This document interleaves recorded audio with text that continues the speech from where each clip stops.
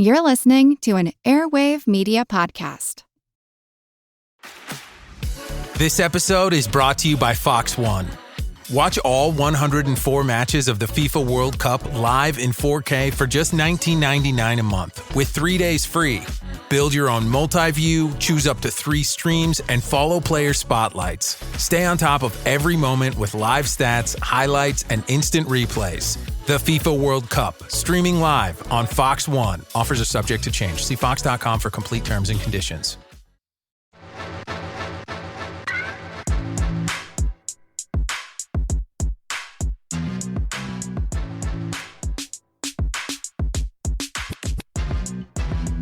Well, hello, everybody. We have a guest on the show today. Returning for the first time on the main feed, we have Bash from Historical Homos. Say hi, Bash. Woo, hi. Upgraded to main feed. Wow, yes. It feels good. And Moving up in the world. Bash reached out to us last year after we ran the episode on Frederick the Great on the main feed and was like, hey, I have a show that this is very much the tone. Let's collab. And I'm so happy we did because we've had some of my favorite Katie's Corner episodes with Bash on it. So if anybody doesn't know, tell us about your show. Well, thank you. I love collaborating with you, Katie, and it's nice to meet you, Nathan, finally, on Maine. Historical Homos, I've always billed it as the world's only no fucks given guide to LGBTQ plus history.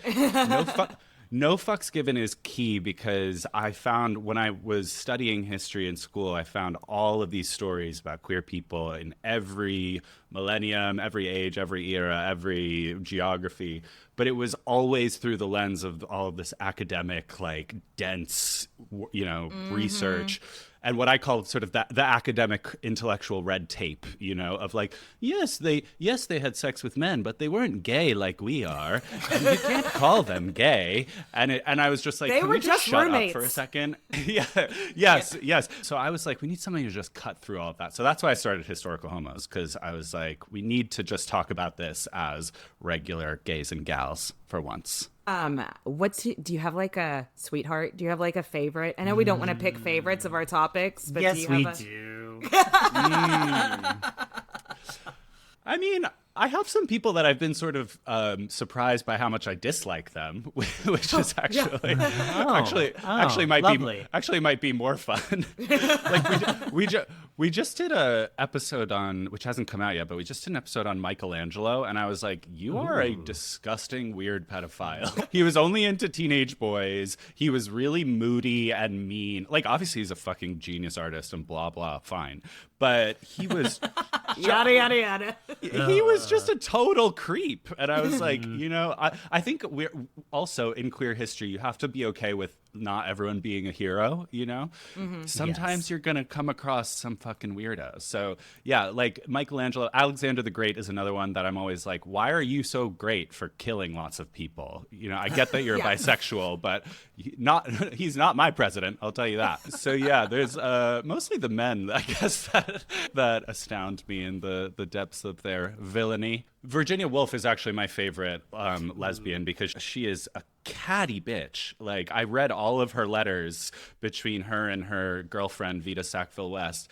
and she is just so mean, like cruel. And I was like, it's like Mean Girls, but 1920s England. Shit. Nathan, we should do Virginia Woolf. Would you be into that? Ooh, that's a great idea. That sounds fun, yeah. Definitely a queen, yeah. Nathan, do you have a favorite or an anti-favorite? I think I liked Ludwig II of Bavaria. Okay. Yeah, he's my boy toy. Yeah. The Cinderella castle and everything. Come on, please. Bash, you have come to tell us a story today. And I asked the other day, I was like, what are we going to talk about? And you were like, you kind of gave me a little bit, but I haven't looked into it much because I was like, I just want to go in blind. I want to be surprised.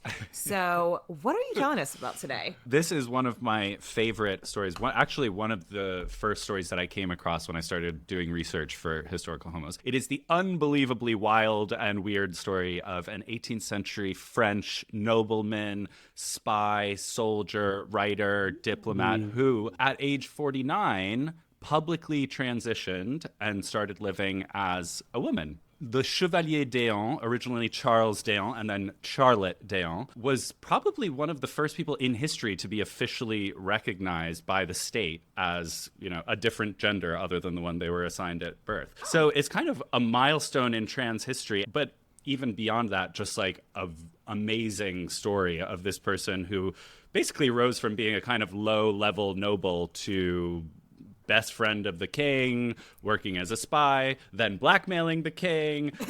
Yes. Getting back to France by becoming transgender, then escaping the French Revolution. Just like wild, wild, crazy life. So I thought we could talk about the Chevalier d'Eon because it's really fascinating. I mean, I'm sold. Yeah, I know. I'm already- Buckle up, Buttercup. Do you accept this mission? We do. Me too.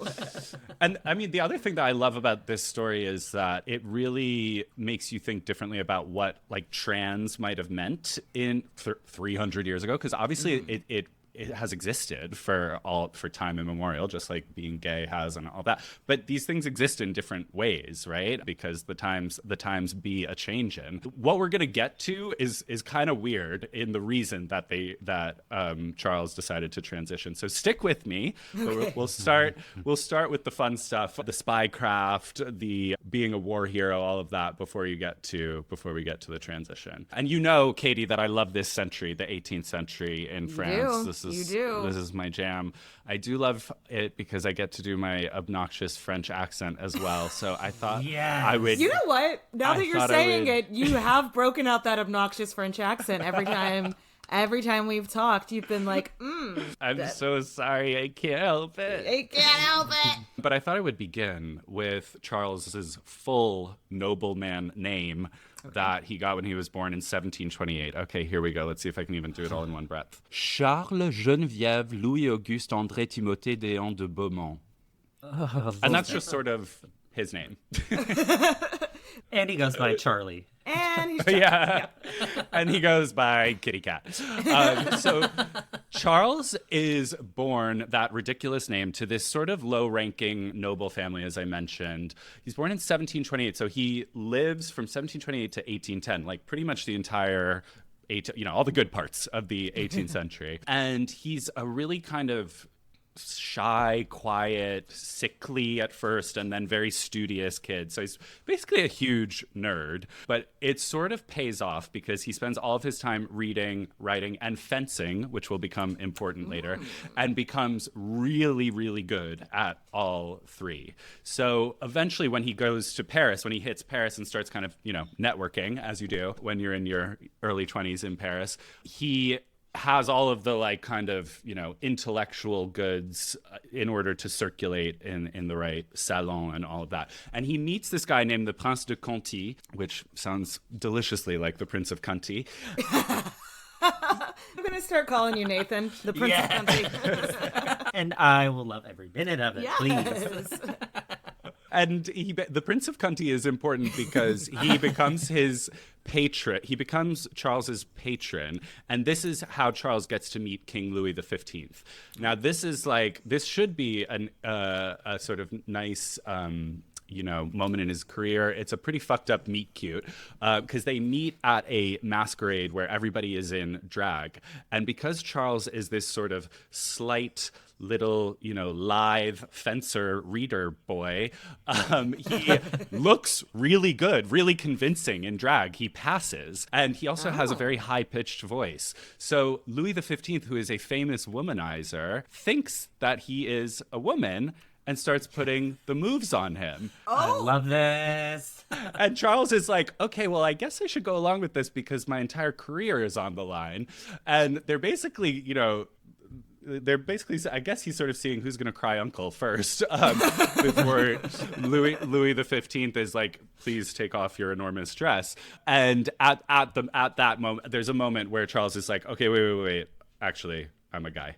And so sorry to break it to you, buddy. And Louis is so drunk that he's like, LOL, that's really funny. You're really good at this. Maybe you should be a spy for me. Talk about falling upwards. That's amazing. Right. And so that's why it's such an interesting little meet cute moment, because it sounds kind of creepy and scary, but then it ends up being the thing that sets off his career. He goes straight to the top. Do we know, was this like his first time dabbling in drag, or like, like did he have practice, or was this his first time when he was like, I am good at this? Just hit it out of the park right out of the gate.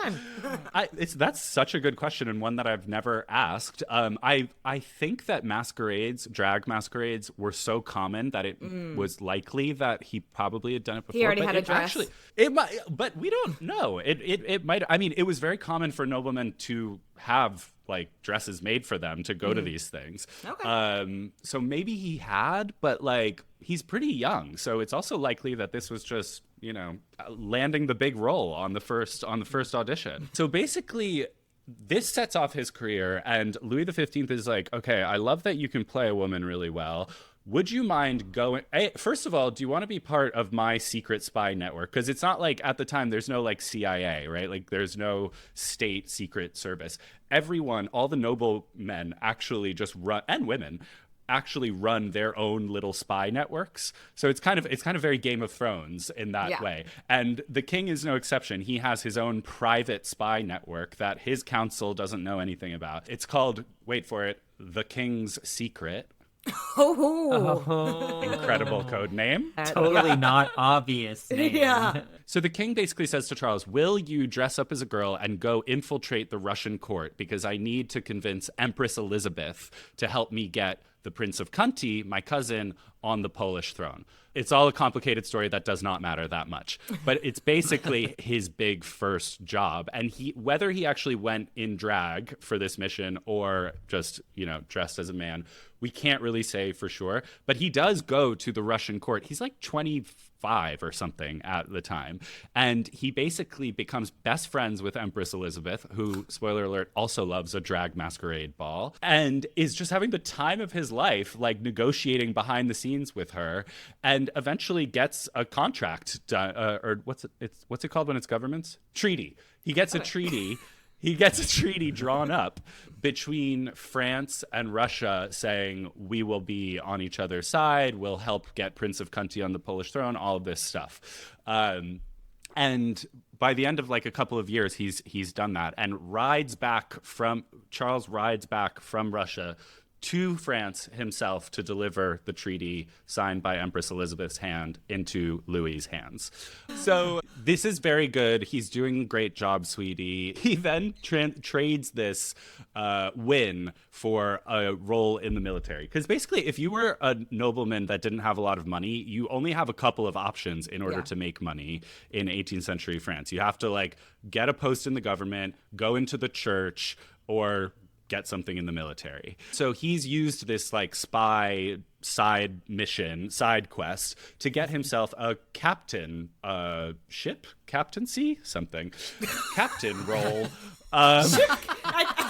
I'm pretty sure ship captaincy is the actual term. He lands a captainshipsy.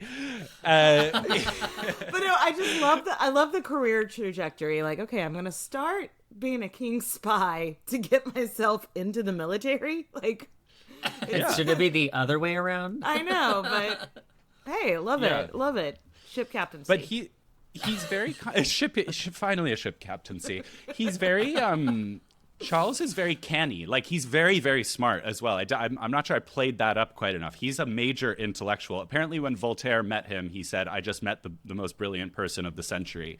So he's like really, you know, he's really clever.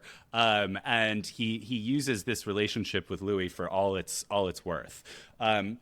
But not everyone loves how clever he is, and when he gets to the military, he starts showing up his superior, this other guy named the Comte of Guerchy.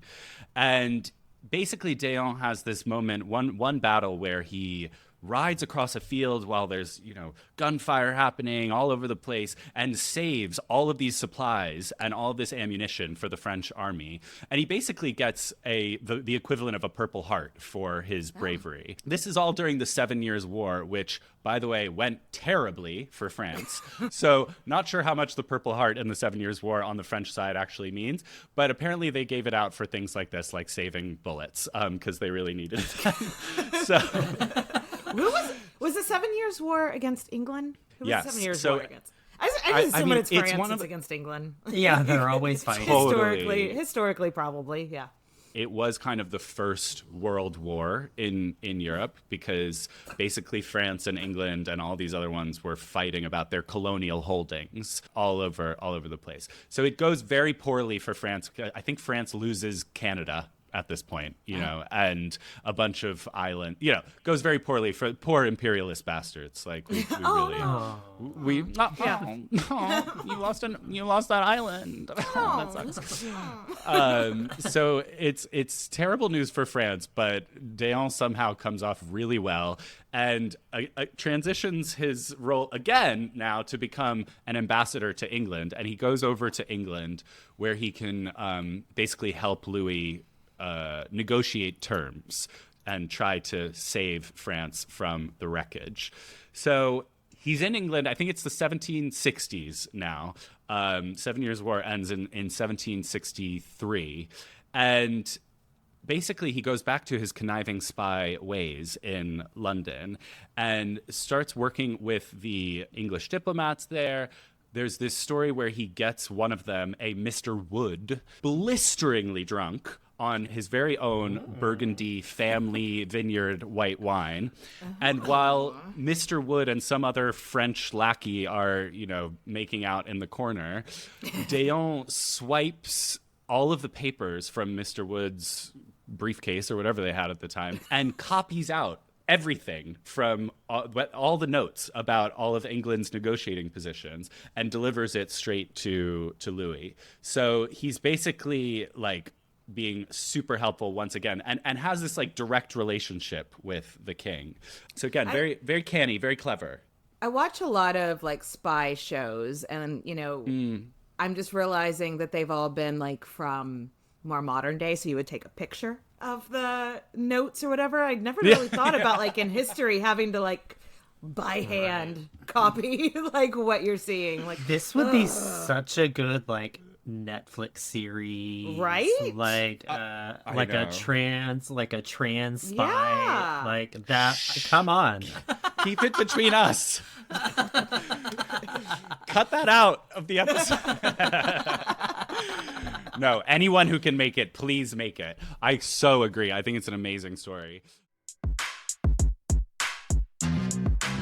Okay, can we talk about one of the biggest scams of adulthood? Student loans? Worse, wireless bills. Why am I paying like $80 a month so I can watch TikToks about medieval poisoning? To be fair, those are educational. But genuinely, I switched to Mint Mobile and I keep waiting for there to be like some horrible catch, like I'm a peasant in a Grimm's fairy tale. Congratulations, your phone bill is lower, but now you must marry a Habsburg. Yep, exactly.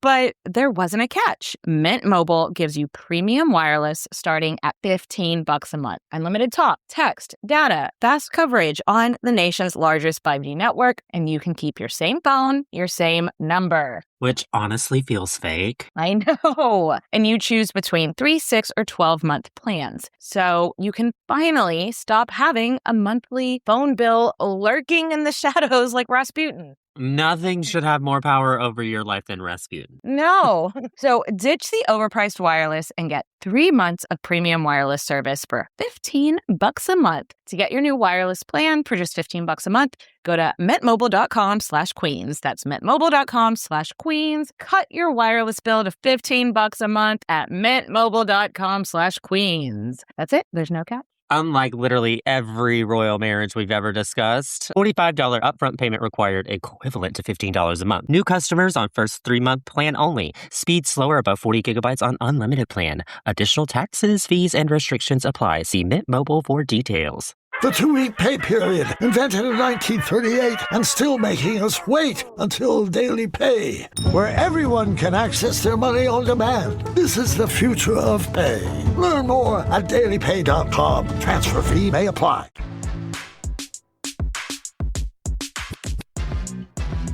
And it gets fucking weirder. So basically, at this point, Louis loves Charles. Charles is doing really well, really good spy, really good captaincy, really good ambassador. 5 stars across the board. Gold sticker. Tens across the board. And then the Comte de Guerchy, the guy from the battlefield who didn't like clever little Charles upstaging him when he saved all of the ammunition. The Comte de Guerchy comes to London, and because he's a bigger aristocrat, he becomes the main ambassador to England for France. D'Eon does not take this well. He basically, at this point, tries to blackmail the King Louis and say, I know all this shit about you, sweetie. Are you really going to demote me? He's like 30 something at this point. He's blackmailing the King of France, which was still the most powerful country in the world at the time. Yeah. Well, in the West, I don't know. The world might be a bit of a stretch.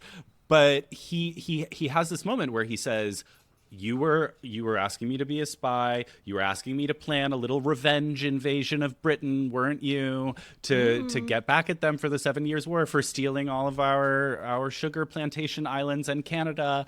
And I will tell them all. Exactly what you were planning if you don't let me stay in this role. So basically, this is not what a good spy does. Blackmail your boss doesn't sound great.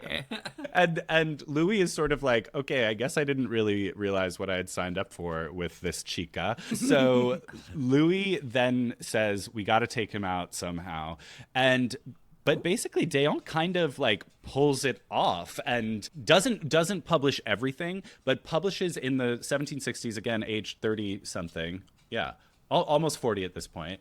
Publishes a bestseller with all of these French state secrets about what it's been like to be a spy for Louis for the past couple of decades. So he kind of becomes a celebrity for that, but he also gets exiled effectively to London. I was about to say, I was like, celebrity, but like at what cost? It's funny you should ask at what cost, because he does also get some hush money, and he gets a royal pension from Louis for £12,000 a year, which when I tried to figure out what that actually meant, the only statistic I could find was that a nice house in central London would rent for £350 a year in the 1760s. Okay. So 12,000. You're pretty Gucci. You're pretty set, right? Yeah. So again, he like kind of he always manages to pull it off in some way. It's like Catch Me If You Can. Did you ever see that movie? Yes. It just kind of keeps like falling up. Yeah. Failing up. Yeah. It's about to become trans Catch Me If You Can. Oh. Finally, give the people what they want. So he's been kind of antagonizing France, Louis, and also becoming famous and quite rich in the process.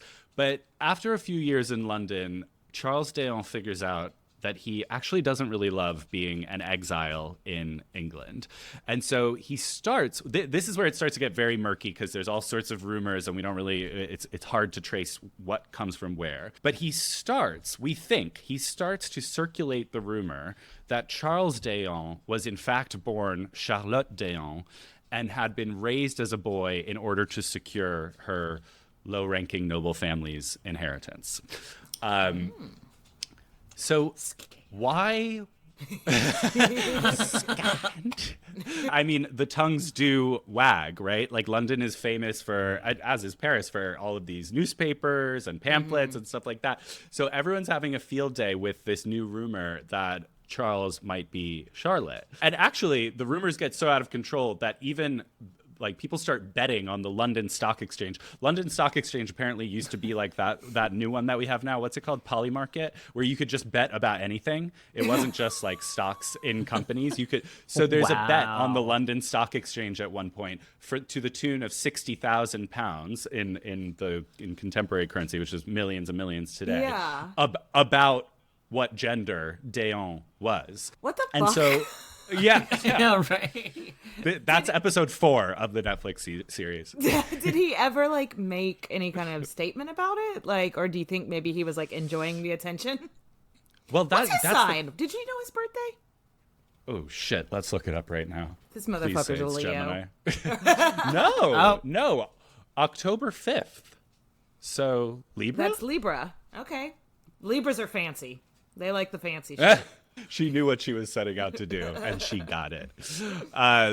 Yeah, no, I mean, it's quite crazy. And that kind of thing happened once, another time in basically a woman, I think her name is Catherine Macaulay, wrote a book about history, and everyone was like, oh, it's such a good book of history. She must be a man. And so there was like... Obviously. We covered Mary Shelley this season. Yes, that happens Right. all the time. Just like, well, Right. For years and years, people debated about if Emily Bronte wrote Wuthering Heights because they're like, a woman couldn't write such a complicated character. And it's like, what? God.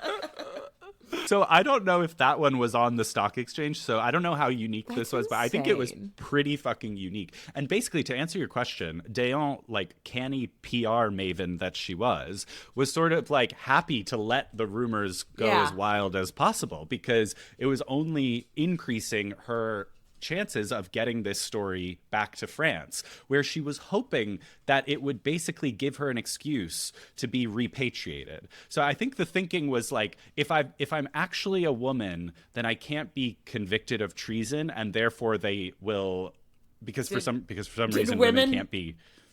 No, they're not people enough to be convicted of treason apparently. This is just what we think. I can't pretend to understand it, but this is what we think Déon's game was. If we believe that this was a sort of cynical, ploy, basically to transition her gender just in order to get back to France. There's another theory.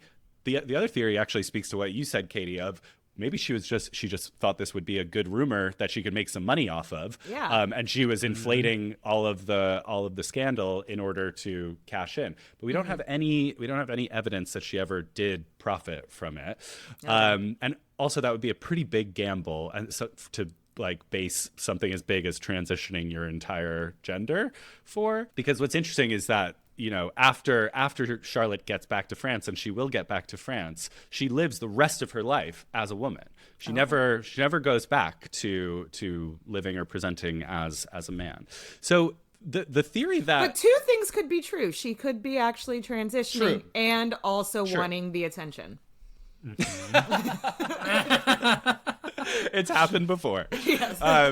No. But I think there has to be, because we know that, and I'll get into the rest of her life in a moment, but because we know that she went through a lot of shit and did not necessarily need to continue keeping up the pretense if it was a pretense.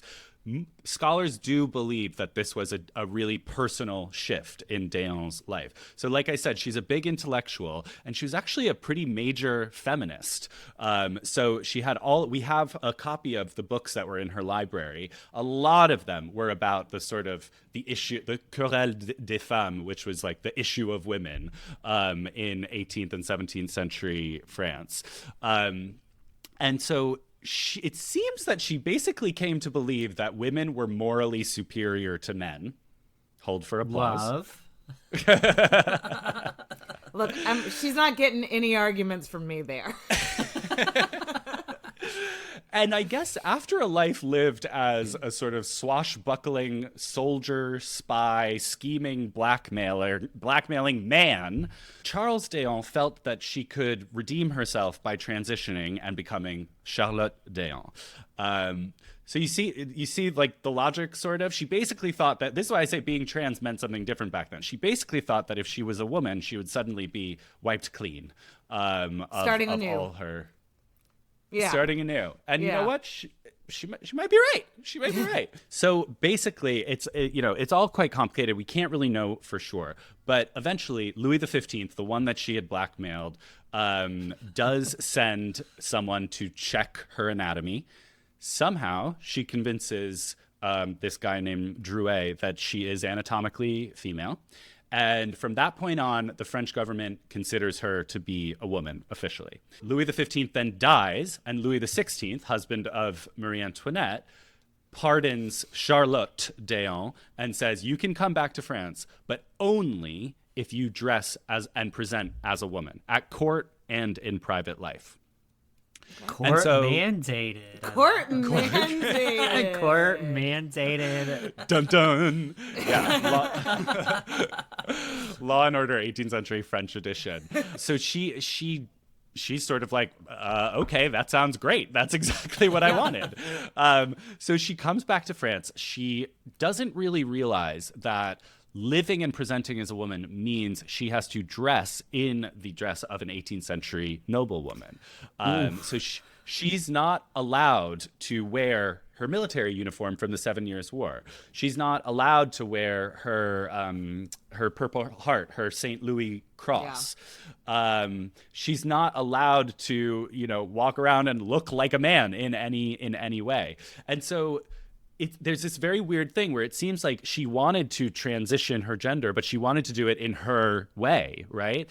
And so it becomes known that this whole there's a massive contract that is drawn up for this, and it becomes known as the transaction, cryptically, where all of these terms are laid out very clearly. You come to France, we'll cover all of your debts, we'll pay off we'll keep paying your pension, you can keep your Croix Saint Louis, we'll let you have the St. Louis Cross, your Purple Heart, we'll officially recognize that you're a woman, but you have to always wear a noblewoman's dress. You know what? I'm trying to think if there's any other country at the time that this could have happened in besides France. right. Being this persnickety, yeah. Just be like, yeah, you can come back. You're a girl now. like, and everybody's like, yeah, that makes sense. That makes sense. It's just so French. It's so hashtag so fucking French. French. They live for this shit. No, but I guess the other thing that I didn't mention is like this also helped her kind of scandal making reputation. Once she had done all of the state secret selling and published her memoirs, that made her name famous already. But then this basically meant, oh my God, a woman could do all of these things, right? A woman could go to Russia and be a spy. A woman could have a captaincy ship in the army. A woman could be ambassador to London. So in a way, like it was so sensational, I think, that people wanted it to happen. They wanted it to be true. It wasn't transitioning for them. It was her like basically revealing her alleged original gender. And that was a great fucking story. Is there any evidence that they actually were born, like of the whole story, like born a girl and pretended to be a boy to get like all her family, whatever? Is there anything to suggest that that's actually true, or is she just playing us with this and it working out in her favor? She is almost 100% playing us, but okay.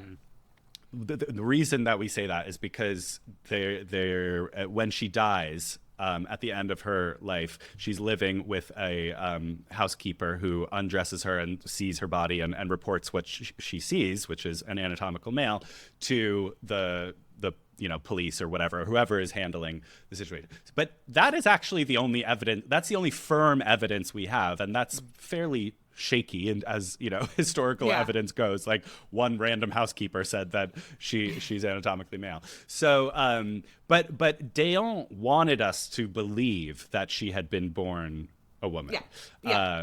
So that is worth emphasizing, I guess. But we're pretty sure she was born a man. For one thing, it seems pretty odd that she would have been raised for that reason to inherit what seems like it was a pretty paltry inheritance. Yeah.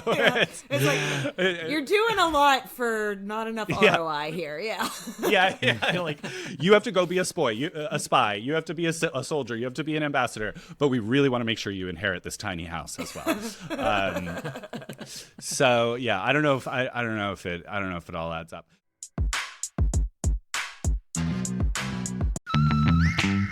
Need a laptop that's built to perform and designed to last all day? Select Windows 11 PCs starting at $499.99 are now at Best Buy. Learn more at bestbuy.com. Best Buy. Imagine that. This episode is brought to you by Starbucks. That is fire. Whoa, that's good. This might be the drink of the summer. Okay, I like this one too. I'm rocking with it. Okay. Try it for yourself. Starbucks Refreshers Concentrates are coming home. Find them in the coffee aisle and make it yours.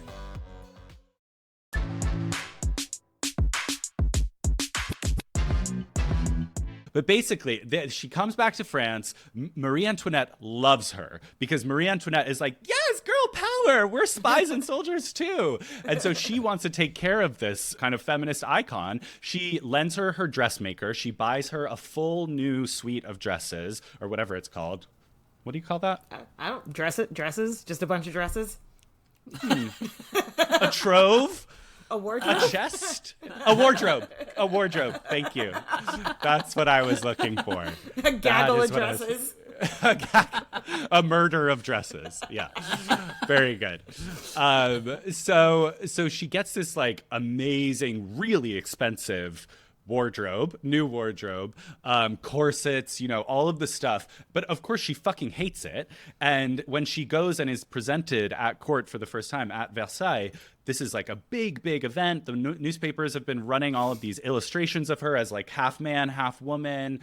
All these crazy stories have come out. It's a big, big deal. And Charlotte shows up in tears, basically, and walking down. And, that's what's so interesting about this story. Like, you would think she wanted to transition. She wanted to live as a woman. You would think that this is like her big moment, but she wants to do it on her terms. She doesn't want to do it as an 18th century French noblewoman, which it sucks to be, not just because of the corsets and all of the annoying dresses, but because you can't really drink as much. You can't eat meat as much. You can't like fart at the table. You can't like do all of the stuff that she's been used to doing as this swashbuckling soldier and spy. So she's kind of got herself into this corner. And but there's this very sweet scene where Marie Antoinette is like, okay, like, I realize that you're crying and that you hate this, but actually, babe, you look great. And just like, stand up and handle it. I mean, couldn't she have just stayed in England? Yes. But she wanted, but she was a true patriot. She wanted to go back home to France. That's what's interesting is like I think she could have, but like she did this because she must have really believed that it would have been better for her personal life, like that she would have been better off as living as a woman, and that she truly wanted to live as a woman. And B, I guess she wanted her reputation back. She didn't want to be the whistleblower in exile. She kind of wants another position in government, and that's what she'll start doing before the French Revolution breaks out. She spends some time in prison when she dares to not wear her dress, and Louis is like, "I'm gonna lock you up, bitch," and then he does. And then, I mean, she spent like 19. It's a bit Martha Stewart prison. Louis, you got bigger problems. Like, why are you wasting resources on this? If I can just get this one woman to wear a dress, then maybe we'll have bread. So he is being a total dick. Benjamin Franklin comes to Paris and meets her, loves her. There's all of these rumors that apparently they're dating because Mademoiselle d'Eon, as she's now known, is a big supporter of American independence. And she sort of sees that as her opportunity to get back into the mix, get back into the military. Of course, Louis is like, if I'm not going to let you not wear a dress, why would you think that I would give you another ship captaincy? So she is sorely mistaken, but does go on this like letter writing campaign for years. Luckily for her, the French Revolution intervenes and kills everyone. Kills everybody. They don't call it the Reign of Terror because it was a fun time. All of these people who have been stuffing her into her dresses and preventing her from drinking her Burgundy wine are literally hacked to death, and she escapes to London. She gets out. She manages to take her entire library over, which I always think is a hilarious detail. It's like a massive, massive library worth probably like hundreds of thousands in today's money because how expensive books were. I'm surprised she was able to escape with so many. Yeah, she's like, but hold on, everybody, my books. Hold on, my books. My books. I mean, stop fighting. Girl, I get it, but I would just think that, like, if you're running from the reign of terror, you'd kind of just be like, let's just get me out of here. But she was like, my library. I think she did. I think she might have got out a few years before. Now that before, yes. Sorry, that's so 1789. She's probably already in London when the French Revolution starts. So yeah, again, very canny. Always making moves. You know, she is sort of sad to be back in England, but she's going to make a rotten go of it. And she does remain a French patriot when France is going to war with Austria and like the French Revolution stuff. I never remember what fucking happens because it's so confusing. But like she sends a message to the new Republican government in France and is like, remember me? I was a great spy and soldier. Let me fight. I will lead the women to battle. She even says that. And they say, absolutely not. We don't need you. And we especially don't need, a noble woman coming back and doing that. So she stays in London, and basically for the rest of her life, to make money, she becomes famous for fencing on stage in Covent Garden, in all of these big stages in central London, and is like an incredible fencer and wins huge amounts of money in these duels that lots of people come to see. Even like wins against one of the world's finest swordsmen at the time, Chevalier de Saint-Georges, who's this guy from the colonies. I think there's actually a movie about him that came out recently. And yeah, she has one last hurrah as like an athlete randomly. And she's always famous for fencing in drag. She always does it in a dress. So that's the pièce de résistance. What a career trajectory, really, honestly. Like, what's your job? Well, I was a spy, and then I went into the military, and then I wrote scandalous author. Then I made the king my bitch. Yeah. And then I made the king my bitch, and then I was famous court lady, and now an athlete. Yeah. Now I do fencing on stage. Yes. Yeah. In a dress. I think she probably would have hated the fact that her life ended that way, but we love it. And we have all of these engravings and all of these pictures that were drawn of her in these. Sometimes they were in like private salons and stuff like that. And sometimes they were on these big stages.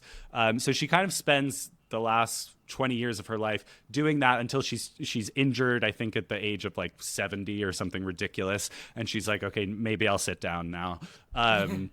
So she spends her last years compiling all of her notes that she's been keeping for her entire career, and we have thousands of pages of manuscript notes.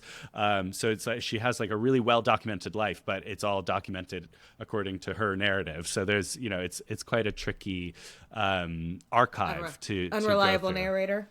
Yeah, but there's so much richness and all of these amazing stories of going to Russia and fencing on stage and all of that. She dies in 1810, so she's I can't do the math. I think she's 82, which is pretty intense for that time. And that's when Mrs. Cole, her housekeeper, this woman that she's living with, discovers her body and discovers that she was born a man. Which we have sketches of. Should do to be like, oh, you're dead. Let me check. Yeah. Like, why? My first question.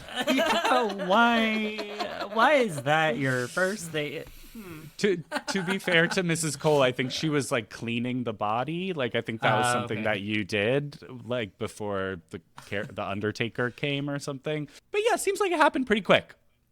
So literally morning of. Yeah. Well, I mean, did she make money like selling the story? Do you know what I mean? I don't know. It's a good question, but I kind of feel like by this point everyone had forgotten about her. She was sort of like a fixture of the Ancien Régime in France, and I'm not sure she enjoyed the same level of celebrity in her later years. So I don't know. I think Mrs. Cole was actually being a buddy, but these prints that were made of D'Eon's genitals were sold as prints and printed publicly. So it's just this horrible invasion. Don't love it. Yeah, it's this like gross and to us totally incomprehensible moment. Why wouldn't the story just be like why would anybody sketch that? Like, we all know what that looks like, unless it was like in some way noteworthy. Like, also, what? Like, also, I love that it. Yeah. Let's leave it at noteworthy. The vagueness of noteworthy. With the question mark at the end of it. Noteworthy? No, I think it was pretty standard. From what I can tell. Oh, but I thought you meant that was standard. Like, that was a thing they did back then. Drawn people. Oh no! I meant the parts. The parts. the parts were standard. Okay. The parts were pretty unremarkable from my experience. But I guess to your point, like, this was still a big enough story that people could make some money off of that, maybe, or maybe also because it's 1810, they're like, this is the closest thing we have to a photograph. Like, everyone will believe us if we draw it.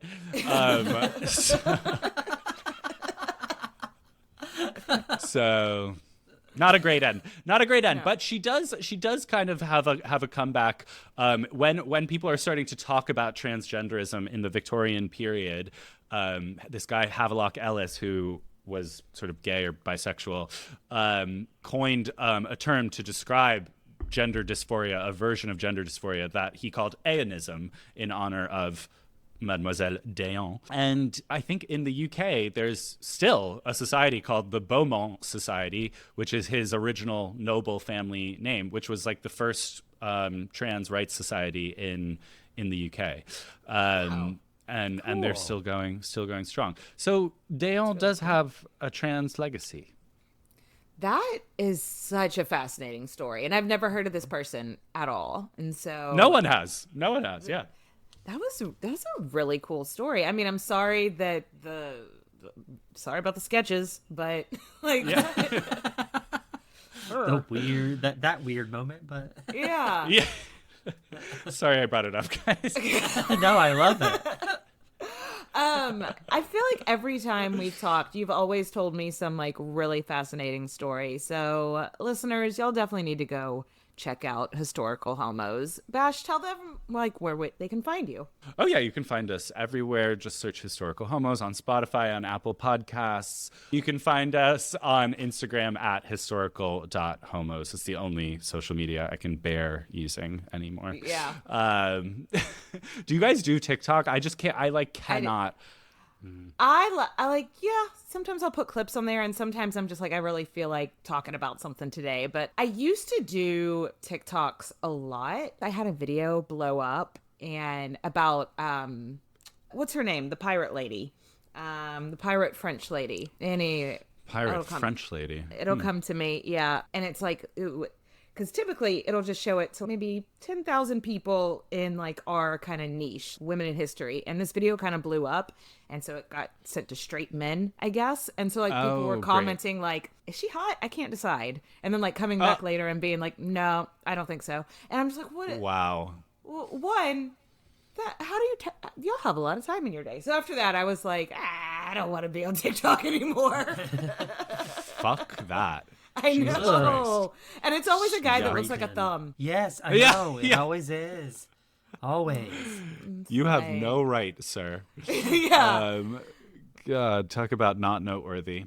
And TikTok, I just, God bless you all if you're on TikTok, but I refuse. I can't do it. Jean de Clisson.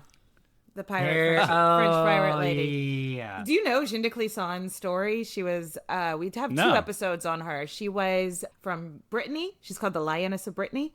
And her, like, back in, like, the 1300s, basically, the king of France had her husband unjustly executed. So she became a pirate and, like, started, like, attacking all of the pipeline. kings. Classic. Yes, absolutely. And so she started attacking all of the king's ships. And basically the King of England was like, I like what you're doing, and put her on the payroll to keep attacking the king's ships. Yeah. Sick. God, another grifter. Yeah. I mean, if you get in with the king, you're fucking set.